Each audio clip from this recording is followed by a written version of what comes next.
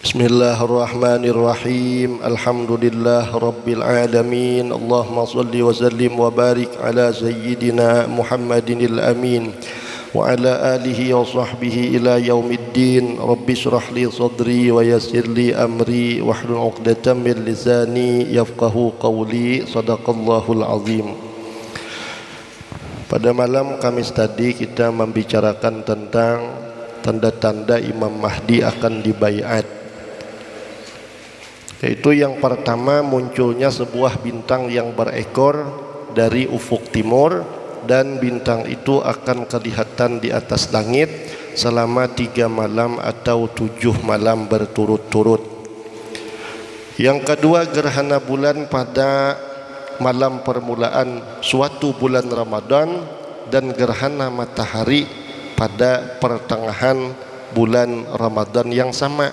Wallahu a'lam bulan Ramadan yang dimaksud kabila, di mana peristiwa yang seumpama ini tidak pernah terjadi sepanjang sejarah adanya dunia ini. Dalam satu kali bulan Ramadan itu terjadi 2 kali gerhana, yaitu gerhana bulan pada malam permulaan bulan Ramadan dan gerhana matahari pada pertengahan bulan Ramadan. Apabila hal ini terjadi, maka yang ketiga, pada musim haji sesudah itu, Ramadan, Syawal, Zulqa'dah, Zulhijjah, akan terjadi huru-hara sehingga sampai terjadi pembunuhan di kawasan Mina, dan darah pun akan mengalir sampai Jumratul Aqabah. Dan akan berlaku juga perampokan terhadap harta-harta orang yang sedang menunaikan ibadah haji. Yang keempat, muncul telapak tangan yang terulur dari langit sehingga dapat disaksikan di kebanyakan tempat yang ada di dunia ini, bersama dengan munculnya suatu suara seruan dari pihak langit yang berbunyi, sesungguhnya pemimpin kalian adalah Imam Al-Mahdi. Dalam satu riwayat lain ada disebutkan bahwa suara seruan itu ialah, sesungguhnya wali-wali Allah itu adalah para pengikut Imam Al-Mahdi. Apabila tiba bulan Muharram setelah peristiwa berdarah di Mina, Ramadan, Syawal, Zulqa'dah, Zulhijjah, kemudian Muharram pada tahun berikutnya setelah peristiwa berdarah di Mina, maka pada saat itulah Imam Al-Mahdi akan dibaiat, yakni dilantik untuk menjadi pemimpin yang dipatuhi. Pada mulanya telah datang ke negeri Makkah Al-Mukarramah 7 orang ulama yang datang dari 7 penjuru dunia, yang mana para ulama ini tanpa ada sedikit pun perjanjian. Kada perjanjian lobang nang batujuh ini dari berbagai penjuru dunia, ayo kita tulakan ke Makkah Al-Mukarramah, kita mencari-cari orang yang tersebut di dalam riwayat Nabi. Mari kita cari, bila tetamu ayo kita lantik, tanpa ada perjanjian sedikit pun. Tetapi secara kebetulan 7 orang ulama ini datang ke Makkah Al-Mukarramah, ternyata tujuannya sama, mencari Imam Al-Mahdi untuk membaiat beliau. Dan 7 orang ulama ini masing-masing telah dibaiat oleh 313 orang yang setia dengan bebuhan sidin. Jadi kehadiran ulama yang 7 ini ke Mekah adalah mewakili dari sebilangan tersebut, yakni 313 orang yang setia kepada para ulama ini. Tatkala mereka telah bertemu di Makkah, lalu masing-masing berkata satu sama lainnya, Bapak Patuhan imbah tetamu sama pada ulama termasuk nang batujuh ini. Jadi ujar nang saikung, apa tujuan pian datang ke sini? Dijawabnya, kami datang ke sini untuk mencari penyelesaian terhadap masalah yang dihadapi oleh kaum muslimin yang saat ini terjadi. Kami mencari seorang pribadi yang mampu memperbaiki keadaan dan memadamkan persengketaan yang telah banyak memakan nyawa di kalangan kita, yakni di kalangan kaum muslimin. Kami mencari seorang tokoh yang mampu menguasai kota Konstantiniyah. Konstantiniyah ini sebuah kota besar di Eropa yang menghadap ke arah Laut Tengah, yakni Laut Mediterania. Tetapi bukan kota Istanbul yang ada di Turki sekarang. Sebenarnya kami telah tahu namanya dan nama ayahnya serta nama ibunya, juga tanda-tanda tentara-tentara pengikutnya. Lalu mereka bermufakat untuk mencarinya di sekitar kota Makkah Al-Mukarramah. Ketika para ulama ini telah menjumpainya sesuai dengan ciri-cirinya, ia tidak mau mengaku bahwa dirinya lah pribadi yang dicari-cari selama itu. Lalu lelaki ini lari ke kota Madinah Al-Munawwarah. Oleh karena keadaan di Madinah juga tidak selamat, beliau kembali ke Mekah lagi. Dan sekali lagi beliau akan ditangkap di Masjidil Haram berhampiran dengan Hajarul Aswad. Lalu dikatakan kepada beliau, kamu akan dibunuh seandainya tidak mau menerima baiat, menerima pelantikan dari kami. Kamu akan menanggung segala dosa kami dan dosa seluruh umat yang sedang berselisih ini. Bukankah kamu tidak tahu bahwa tentara musuh sudah mulai berangkat ke arah kita? Ketika itulah beliau terpaksa menerima baiat dari 7 orang ulama tadi dan diikuti oleh kaum muslimin yang ada di Makkah Al-Mukarramah, di mana baiat itu akan dilakukan di dalam Masjidil Haram di antara kawasan Hajarul Aswad dengan makam Nabi Ibrahim alaihi salam.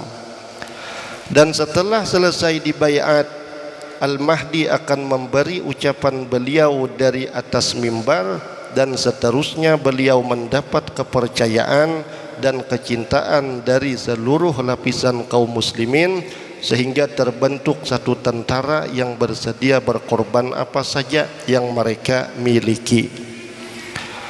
Sifat-sifat Imam Mahdi: beliau adalah keturunan Sayyidatuna Fatimah radhiyallahu taala anha, binti Rasulullah sallallahu alaihi wasallam.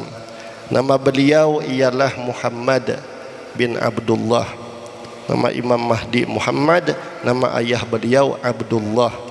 Nama beliau sama dengan nama Nabi sallallahu alaihi wasallam, dan nama ayah beliau sama dengan nama ayah baginda Nabi Muhammad sallallahu alaihi wasallam. Ayah beliau dari keturunan Sayyidina Hasan dan ibu beliau keturunan Sayyidina Husain. Jadi pihak bapak, pihak Umma itu turunan daripada 2 cucu Rasulullah sallallahu alaihi wasallam. Abah keturunan Sayyidina Hasan, Umma keturunan Sayyidina Husain, atau sebaliknya, Abah keturunan Sayyidina Husain dan Umma keturunan Sayyidina Hasan. Yang jelas Abah dan Umma Sidin ini dua-duanya keturunan dari 2 orang cucu Rasulullah sallallahu alaihi wa alihi wasallam. Tempat kelahiran beliau ialah di Madinah. Jadi mun ada orang bakaku Imam Mahdi lahir di daerah sana, berarti kada asli itu. Lahirnya beliau di kota Madinah Al-Munawwarah. Umur beliau ketika dibaiat di antara 30 ke 40 tahun. Dari 30 tahun sampai 40 tahun. Entah 33, 35, 37, waktu itu umur Sidin 38. Tapi kada sampai umur 50 tahun waktu Sidin dibaiat. Akhlak beliau banyak menyerupai akhlak Rasulullah sallallahu alaihi wasallam, walaupun bentuk badan beliau tidak banyak menyerupai badan Nabi Muhammad sallallahu alaihi wasallam. Badan beliau itu seakan-akan seseorang dari keturunan Bani Israel. Lidah beliau seakan-akan berat berkata-kata, ngalih mengeluarkan kata-kata itu. Sehingga apabila sidin bepandir asa uyuh mengeluarkan kata-kata, maka cepat sidin menapak paha sidin sebelah kiri, sehingga mbah ditapak paha sebelah kiri, kata-kata sidin itu jadinya mudah dikeluarkan dari mulut sidin. Hidung beliau mancung, dahi beliau luas, muka beliau bersinar laksana bintang yang bercahaya. Warna kulit beliau seperti kulit orang Arab, walaupun bentuk badan beliau seperti orang-orang keturunan Bani Israel. Di antara gigi beliau itu ada sedikit jarang, ranggang, janggut sidin tebal. Mata beliau seolah-olah senantiasa ditaburi calak mata. Di muka beliau ada tahi lalat, dan perut beliau agak sedikit besar. Rambut, janggut dan kesemua bulu-bulu badannya itu hitam. Dan ada bersama-sama dengan beliau bendera Rasulullah sallallahu alaihi wasallam, begitu juga jubah Rasulullah dan pedang Rasulullah sallallahu alaihi wasallam. Pada mulanya Imam Al-Mahdi bukanlah seorang yang terkenal dengan sifat keutamaannya. Lupang jaka ulama besar itu ada riwayat sebelumnya punya keahlian dalam hal ilmu ataupun amal, sifat-sifat batin dan sebagainya. Beliau tidak dikenal dengan bermacam-macam sifat keutamaan. Lalu Allah memberi hidayah dan taufik kepada beliau sehingga satu malam saja beliau sudah berubah dari keadaan beliau yang asal. Dalam waktu satu malam Allah rubah keadaan lahir dan batin Imam Mahdi, sehingga dalam waktu satu malam itu dan seterusnya setelah diberikan Allah taufik hidayah, jadilah Imam Mahdi seorang yang sangat wara, sangat adil, sangat alim dan sebagainya daripada bermacam-macam keutamaan kelebihan lahir dan batin. Tapi sidin ini kada kawa kita turuti. Lokopang jar menuntut ilmu kulir, beribadah kulir juga, memperbaiki akhlak kulir juga. Lalu mbah terdengar kisah ni, mun Tuhan hendak memberi aku hidayah atau taufik, nah kada mustahil jar dalam waktu satu malam langsung aku ini jadi orang nang alim, langsung aku ini jadi orang nang paling bagus akhlaknya sealamanan, langsung hatiku ini dihiasi dengan sifat-sifat terpuji. Memang bujur kalau Allah menghendaki, cuma macam kita ini bisa berkehendak demikian dan bisa menyandarkan kepada Allah dibarengi dengan usaha atau ikhtiar kita menuntut ilmu, memahami, melatih, mengamalkan. Amun kayak kita ini berharap taufik, nah apalagi babinian berharap taufik, bisa tadahulu babinian tuh mati daripada si taufik nang sudah babini. Lalakian berharap hidayah pulang, hidayah masih balaki, mahadang hidayah janda pas tadahulu seorang nang mati, putingnya kada sing binian. Seperti sifat-sifat yang telah disebutkan dalam hadis-hadis Rasulullah sallallahu alaihi wasallam, dan hal ini ada diriwayatkan sebuah hadis yang berbunyi al-mahdiyyu minna ahlal baiti yuslihuhullahu fi lailah. Artinya al-mahdi itu dilahirkan dari keturunan ahlul bait, keturunan Sayyidatuna Fatimah radhiyallahu anha, semoga Allah mencurahkan keridhoannya kepada beliau, yang telah disempurnakan oleh Allah akan segala kebaikannya pada waktu satu malam saja. Bukannya imbah satu malam tu kada lagi sempurna, cuma keadaan sidin menjadi lelaki yang sempurna lahir dan batin. Istilah citakan itu dalam satu malam Allah Ta'ala menjadikan, dan setelah 1 malam itu terus-terusan sampai wafatnya Imam Mahdi berada dalam kesempurnaan lahiriah dan batiniah. Dengan kesempurnaan segala akhlak dan kebaikan ini, maka Imam Al-Mahdi layaklah untuk memimpin dunia dan menghapuskan segala bentuk kezaliman sehingga dunia menjadi makmur, aman dan damai pada masa pemerintahan beliau. Imam Al-Mahdi akan memerintah selama 7 tahun atau 9 tahun atau 30 tahun atau 40 tahun menurut riwayat yang berbeda-beda. Tetapi mengikut Imam Ibnu Hajar Al-Haytami rahimahullahu ta'ala, semuanya itu adalah benar. Pendapat yang menyebutkan 7 tahun bujur, 9 tahun bujur, 30 tahun bujur, 40 tahun bujur juga. Karena riwayat yang mengatakan 7 atau 9 tahun itu melihat kepada zaman keemasan pemerintahan beliau, dan riwayat yang mengatakan 30 itu melihat pada zaman pertengahannya, dan riwayat yang mengatakan 40 tahun itu melihat kepada keseluruhan masa pemerintahan beliau. Bendera beliau berwarna hitam dan pemegang bendera beliau ialah seorang anak muda yang akan datang dari arah timur. Janggutnya tipis dan warna kulitnya ada sedikit kuning. Namanya Syuaib bin Saleh. Anak muda ini bergelar pemuda Bani Tamim, dan dialah yang mengepalai angkatan tentara Imam Al-Mahdi dan yang menjadi tulang punggung kekuatannya. Mereka selalu berpakaian putih dan kupiah mereka berwarna hitam.